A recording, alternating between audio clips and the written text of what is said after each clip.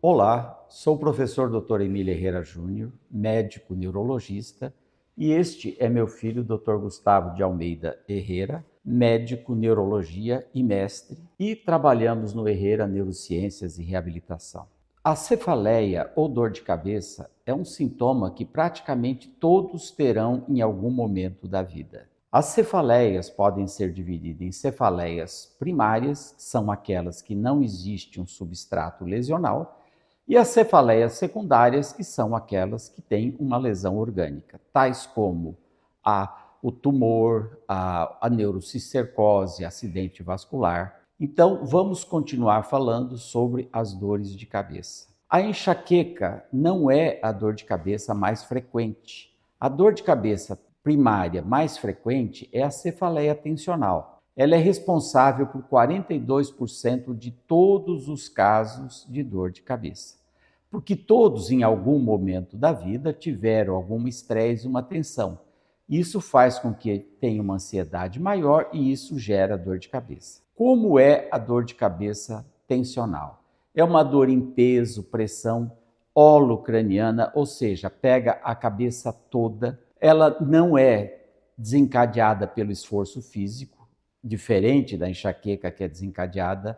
Ela também não é acompanhada de náusea, vômitos, fono ou fotofobia.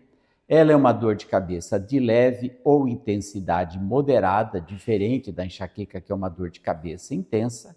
E ela tem dois tipos, a cefaleia tensional crônica, que ela tem mais de 6 meses de duração, ou a cefaleia tensional aguda, que ela tem menos de 15 dias, 20 dias de dor. Outra característica importante das dores de cabeça tensional é que ela tem dois tipos, com ou sem distúrbio dos músculos pericranianos. Ou seja, na dor de cabeça, quando ela tem e a gente palpa o músculo e tem dor, então ela é uma cefaleia tensional com distúrbio dos músculos pericranianos. Quando ela é uma dor de cabeça que não tem dor, então seria a palpação não seria então uma dor de cabeça sem distúrbios pericranianos. Essas são as dores de cabeça tensionais, que apesar de ser muito frequentes, o tratamento é difícil, exatamente pelas dificuldades, você teria que melhorar a parte emocional dos pacientes. Bom, iremos falar sobre o segundo tipo, as cefaleias trigêmenos autônomas. São quais? A cefaleia insalvas, a cefaleia episódica crônica, a hemicrania paroxística, o SUNCT, a SUNA, são algumas dessas cefaleias trigêmino autônomas. Vamos falar primeiro da cefaleia insalvas. O que é a cefaleia insalvas? É uma cefaleia que dá uma dor unilateral, ou seja, pega só um pedaço da cabeça, geralmente na região da órbita, e de forte intensidade, associado ao quê? A uma agitação, inquietude, dura mais ou menos de 15 a uns 180 minutos, pode ter várias crises durante o dia, ela pode se repetir várias vezes. Se associa com o quê? Um edema da conjuntiva, lacrimejamento, uma rinorreia, uma miose, que é um estreitamento da pupila, um rubor facial, ou seja, o rosto fica mais avermelhado, certo? Tudo unilateral à dor. Alguns dos encadeantes é o quê? O álcool, a alteração do sono, a parte emocional, e ela é mais frequente em quê? Em homens. Nós temos a hemicrania paroxística, que, ao contrário de cefaleia insalvas, ela é mais frequente em mulheres. Os sintomas são semelhantes e a duração mais ou menos um pouco menos do que a cefaleia insalvas. O SUNCT também tem as mesmas características da cefaleia insalva, mas as dores são mais fortes e durante alguns minutos repete várias vezes ao dia. Por fim, a SUNA é semelhante à cefaleia insalvas, só que a dor é ainda mais excruciante e dura segundos, se repetindo várias vezes ao dia. A hemicrania contínua são semelhantes àquelas que a gente já falou, da cefaleia insalvos, do SUNCT, só que ela é contínua, ela é direta. O importante, nós vimos então as cefaleias do tipo enxaqueca, nós vimos as cefaleias do tipo tensional, que são as mais frequentes, a enxaqueca é menos frequente. As cefaleias em salva são muito mais raras, então é muito mais difícil. Mas é um diagnóstico importante porque o tratamento é completamente diferente dos outros tipos. Dando continuidade, então, às cefaleias primárias, nós vamos falar primeiro da cefaleia numular, que é uma cefaleia interessante.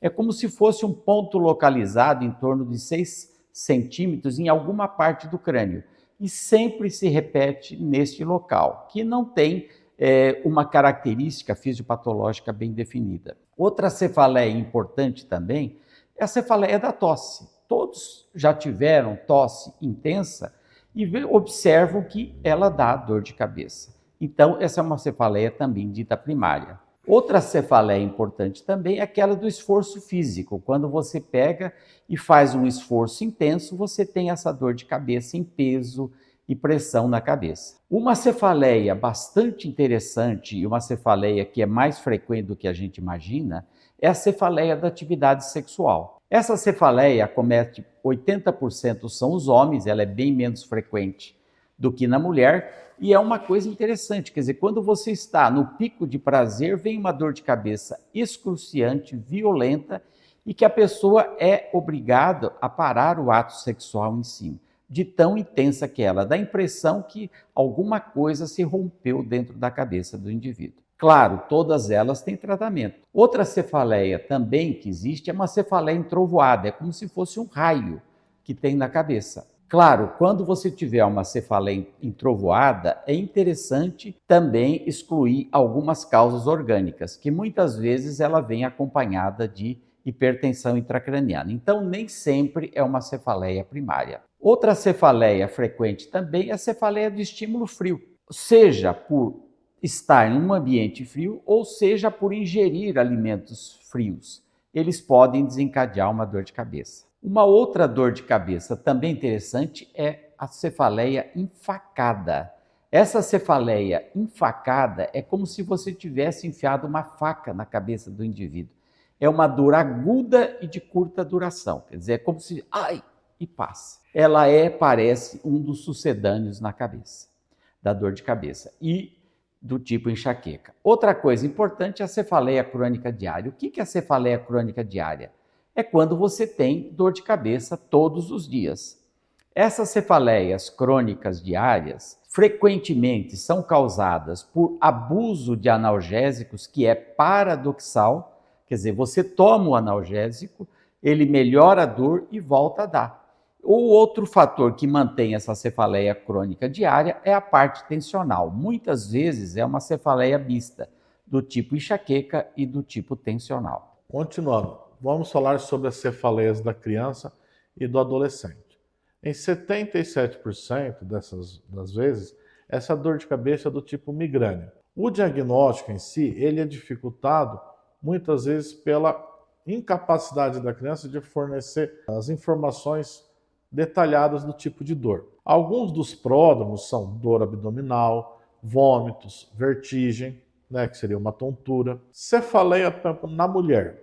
A enxaqueca em geral melhora na gravidez e na menopausa e piora durante o quê? A menstruação. Ocorre devido principalmente ao quê? A um desequilíbrio hormonal na mulher, principalmente nesse período menstrual. E alguns problemas com medicação. De acordo com o que o Dr. Gustavo falou, a dor de cabeça na criança e no adolescente, frequentemente ela é realmente enxaqueca. Mas quando a criança é mais nova, tem alguns sintomas que muitas vezes falam que vai ter enxaqueca, principalmente quando existe na família já antecedente hereditário. O mais frequente deles é uma dor abdominal, principalmente periumbilical. Outra cinetose, que é vômitos repetitivos, tonturas, quer dizer, toda vez que uma criança tiver esses sintomas, fique atento que pode ser o desencadeante de uma enxaqueca posterior, principalmente se existir esse quadro familiar. Outra coisa importante a gente falar é as neuralgias.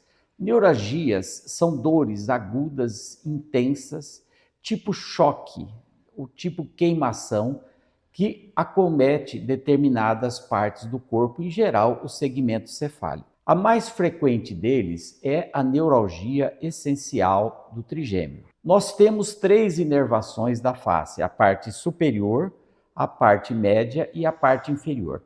Frequentemente, a neuralgia de trigêmeo pega unilateral e principalmente no segundo e terceiro segmento. Ela é muito rara, sendo no segmento oftalmo. A dor é excruciante, intensa, se repete várias vezes por dia, muitas vezes tem desencadeantes, ou seja, zono de gatilhos. Muitas vezes é um dente, muitas vezes é alguma área da face que, se tocada ou ter algum estímulo, desencadeia o quadro de dor. Normalmente, ela é causada por uma compressão vascular do nervo trigêmeo e tem tratamentos clínicos e eventualmente cirúrgicos. Outra neuralgia importante, mas bem mais rara, é a neuralgia do glossofaríngeo, que é a mesma coisa, é um sintoma intenso, quer dizer, uma dor aguda, intensa, de curta duração, tipo choque, mas que pega a região do nervo glossofaríngeo, ou seja, a garganta, quer dizer, é como se fosse desencadeada.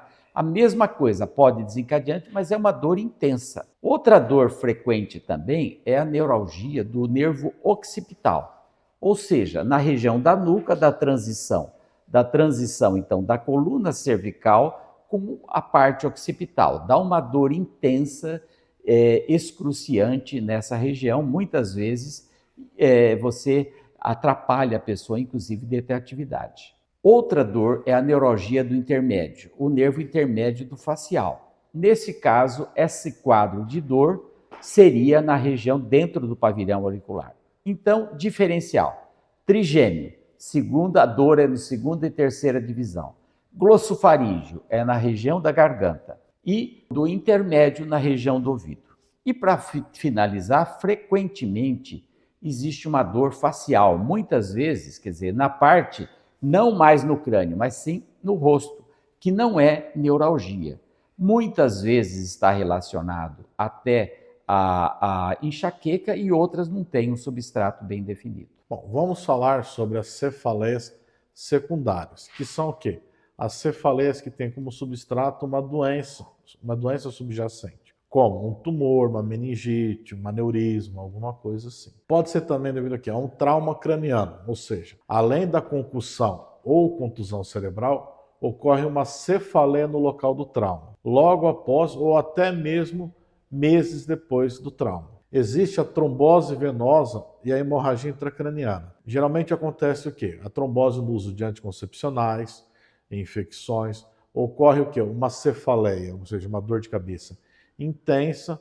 Vamos falar, então, do trauma craniano, que ocorre que é uma dor no local do trauma, ou seja, uma cefaleia no local do trauma, logo após o acidente ou até meses depois. Então, é uma dor intensa nesse local. Nós vimos que as cefaleias primárias são aquelas que não têm nenhum substrato anatômico lesional. E as cefaleias secundárias são aquelas que têm um substrato anatômico lesional. Obviamente, nas cefaleias secundárias, existem os traumas cranianos que dão uma dor aguda e muitas vezes uma dor no local da lesão por até 6 meses depois. É uma dor normalmente não tão intensa, é uma dor mais em peso, pressão, e ela pode persistir mesmo com as medicações.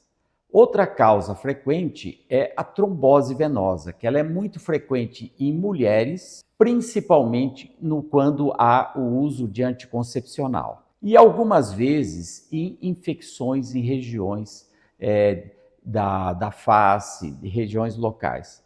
É uma dor, então, localizada, frequentemente pode aparecer sinais neurológicos, como déficit de força em algum lado, e uma característica importante é o papiledema, quer dizer, uma lesão do nervo óptico em que olha o fundo de olho e vê um borramento de papila.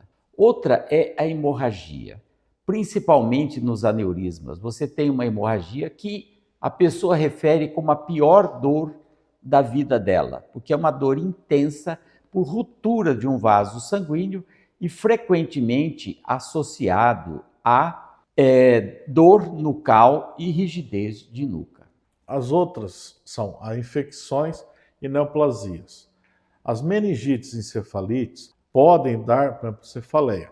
As neoplasias podem dar cefaleia, principalmente no caso de hipertensão intracraniana. A hipertensão intracraniana, elas ocorrem devido a quê? A uma obstrução da passagem do líquor, seja devido a um tumor, seja devido a uma infecção por um cisticerco. E temos também aqui a hipotensão intracraniana, que acontece muitas vezes devido a uma punção licórica para a coleta do líquor. A cefaleia, ou seja, dor de cabeça, ela é matinal, com náuseas, vômitos. Também há um papiledema, ou seja, um borramento da papila no fundo de olho. Hidrocefalia de pressão normal em mulheres obesas e o uso de anticoncepcional, vitamina A. Também temos as cefaleias do AVC. O AVC isquêmico pode dar cefaleia, muitas vezes à distância da lesão inicial. A arterite de células gigantes também pode ser uma causa de dor de cabeça. É uma dor em cima da artéria temporal, que está dilatada e dura, podendo dar o que também? Associado? Perda de campo visual. Bom, pelo que vimos, é importante fazer um diagnóstico preciso das cefaleias, porque apesar da maior parte das cefaleias serem primárias, como a gente falou, o grande problema é fazer o diagnóstico das cefaleias secundárias, porque as cefaleias secundárias têm que ser tratadas imediatamente, porque senão leva até o risco de morte para o paciente.